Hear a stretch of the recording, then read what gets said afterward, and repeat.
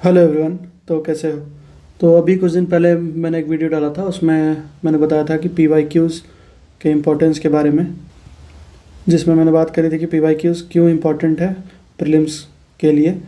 और इस वीडियो में अब यही देखेंगे कि कैसे पीवाईक्यूज़ से क्वेश्चन सॉल्व करे जाते हैं सभी यूपीएससी के एग्ज़ाम्स में।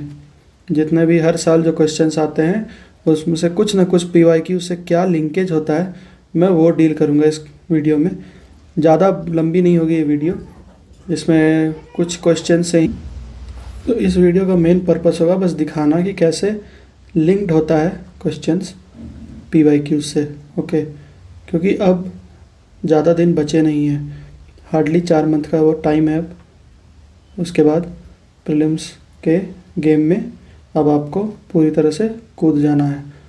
तो सबसे पहले तो हम यहाँ पे देखेंगे कुछ क्वेश्चंस, ठीक है, उसके बाद आगे की बात करेंगे।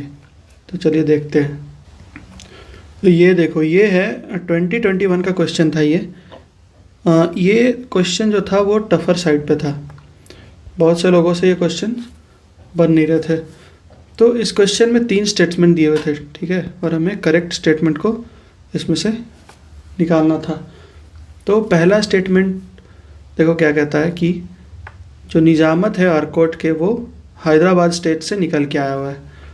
ओके। दूसरा statement, Mysore kingdom emerged out of Vijayanagar empire, पे Rohilkhand kingdom was formed out of territories occupied by Ahmad Shah Durrani. तो अब इस क्वेश्चन में ज़रूरी नहीं है कि सबको सब कुछ पता ही हो, ठीक है। तो सबसे पहली बात है कि कौन से स्टेटमेंट को हम रूल आउट कर सकते हैं इसमें से। तो सबसे पहले देखते हैं स्टेटमेंट 2। ये जो स्टेटमेंट है ये 2006 में प्रीलिम्स का क्वेश्चन था, जिसमें कि क्वेश्चन पूछा है उन्होंने कि राजा वोडियार ने फाउंड किया था kingdom of Mysore, who was a ruler of Vijayanagar empire. तो इस स्टेटमेंट से सबसे पहले तो क्लियर हो जाता है तुम्हारा कि जो सेकंड स्टेटमेंट है ये स्टेटमेंट जो है सेकंड स्टेटमेंट, ये तो सही हो गया, क्योंकि मैसूर किंगडम विजयनगर से इमर्ज हुआ था। तो जब ये सही हो जाता है तो अब हमारे पास जो डी ऑप्शन है इसको हम हटा सकते हैं, ठीक है। फिर ये जो क्वेश्चन था ये आया था 2010 में। तो इसमें जो क्वेश्चंस में देखो यहाँ सेंटेंसेस क्या हैं। पहले तो क्वेश्चन था कि what was the immediate reason for Ahmad Shah Abdali to invade India and fight third battle of Panipat. बाकी ऑप्शंस को तुम छोड़ दो, ठीक है। क्वेश्चन देखो बस। तो अहमद शाह अब्दाली, जिसने अगर पढ़ा होगा तो इसी को कहा जाता था अहमद शाह दुर्रानी, इसे ही कहा जाता था, ठीक है। तो दोनों एक ही थे। तो यहाँ से हमें ये पता चलता है कि ये जो पानीपत के बैटल्स थे, ये तो थर्ड बैटल ऑफ पानीपत तो यहाँ मराठाज और अफ़गान इन्वेडर्स पे लड़ा जा रहा है के साथ, ठीक है।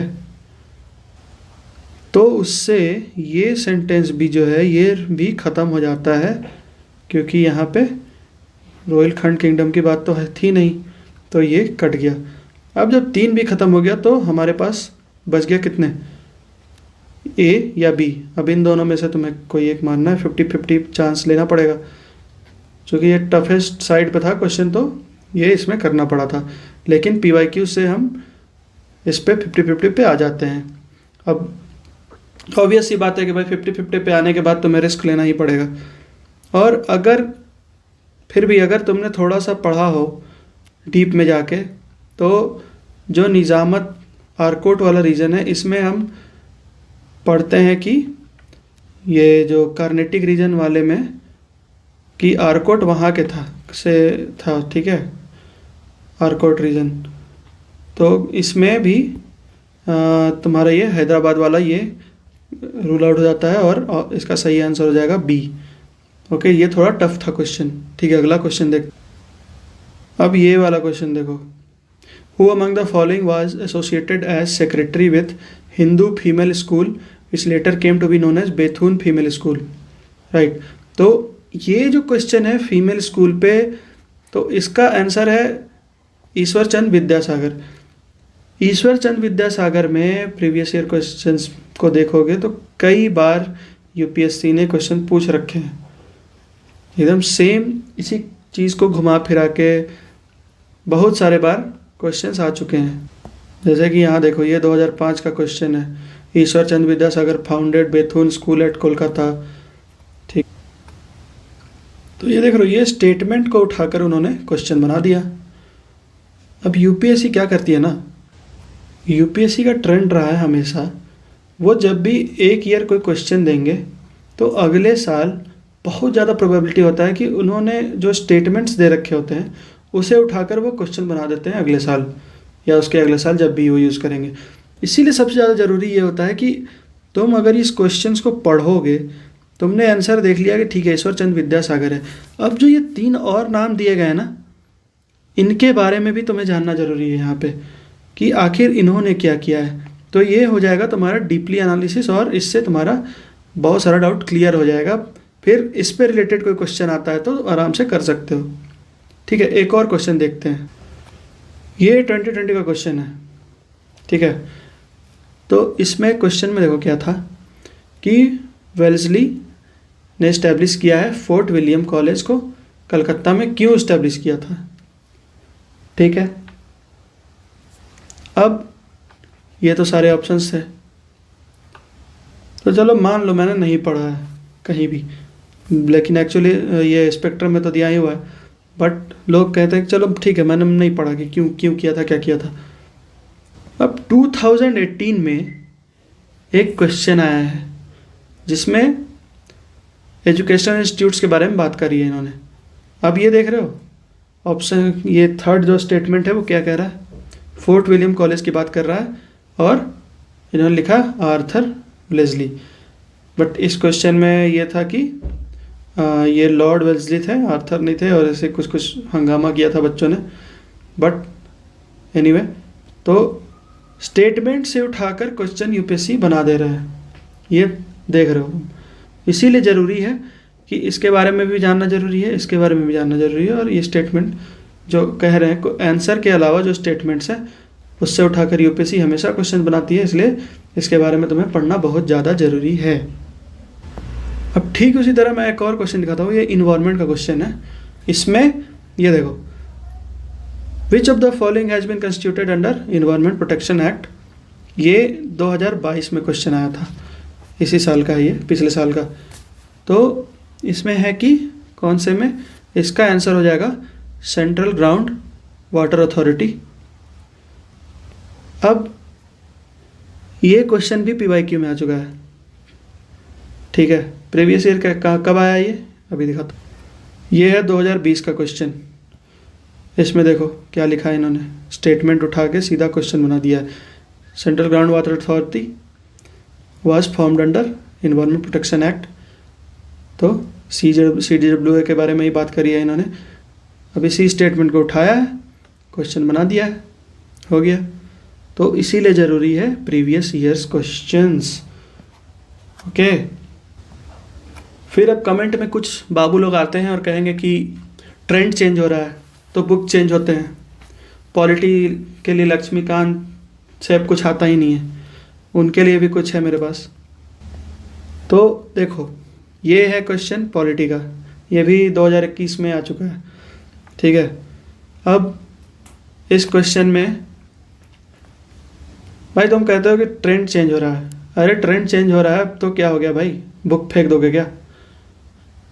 हाँ, लक्ष्मीकांत पढ़ोगे, जो लक्ष्मी अब उठा लोगे भाई, बहुत सारे बुक हैं पॉलिटी के लिए, पढ़ो ना तुम, DD बसु पढ़ लो, तुम PM बख्शी पढ़ लो, जो भी पढ़ना है पढ़ लो, लेकिन Laxmikanth is not the book.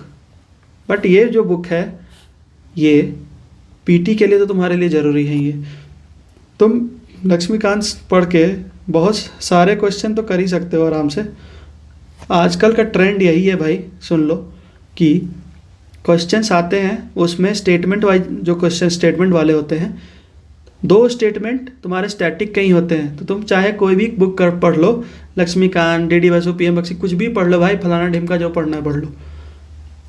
जो स्टैटिक के जो होंगे सेंटेंसेस वो तो तुम्हारे बेसिक अंडरस्टैंडिंग पे ही आएंगे, और एक होता है करंट रिलेटेड, यही ट्रेंड है, उसके अलावा कोई ट्रेंड नहीं है। तो भाई मेरे करंट अफेयर जब पढ़ रहे हो तो तुम रिलेट करके कर ही लोगे ना, कमाल है। अब कमेंट कीबोर्ड वॉरियर बनने से कुछ नहीं होता। बहुत सारे क्वेश्चंस हैं जो डायरेक्ट लक्ष्मीकांत से सॉल्व हो सकते हैं, ये कर लोगे। अभी दिखाता हूँ, आगे भी देखो, ये मैंडमस, रिट्स, ये सब नहीं पढ़े हो क्या लक्ष्मीकांत में? कर नहीं सकते हो क्या? क्या ये लक्ष्मीकांत में नहीं दिया हुआ है क्या? ट्रेंड से हट के ये क्या क्वेश्चन? नहीं, फेडरल करेक्टर तो लक्ष्मीकांत में दिया ही नहीं है, ट्रेंड तो चेंज हो गया है भाई। ये क्वेश्चन तो तुम लक्ष्मीकांत से पढ़ के कर ही नहीं सकते हो। बात बुक की नहीं है, समझे? अंडरस्टैंडिंग डेवलप करने की है। अगर तुम्हारी अंडरस्टैंडिंग एक बुक से डेवलप हो रही है तो 1000 बुक भी पढ़ लो, अगर अंडरस्टैंडिंग डेवलप नहीं होनी है तो नहीं होगी। और एक बुक पे स्टिक करने का मतलब ही यही होता है कि बार बार रिवीजन कर सको। 50 बुक पढ़ोगे, ट्रेंड के साथ बहते रह जाओगे, ठीक है? एनीवेज, अब कुछ इम्पोर्टेंट बात। अब तुम्हारे पास 4 महीने हैं प्रीलिम्स के लिए, राइट? तो 4 महीने में सबसे ज़्यादा ध्यान रखने वाली चीज़ें, कोई भी मॉक लगाओ या ना लगाओ इससे मतलब नहीं है। PYQs तो ज़रूर करना। मॉक्स तो कोई लगाता ही है, लेकिन मॉक लगाने का तरीका होता है जो सब लोग नहीं जानते हैं। अभी भी कहूँगा, mock is only for your revision purpose. Mock के मार्क्स रिफ्लेक्ट नहीं होंगे एग्ज़ाम में।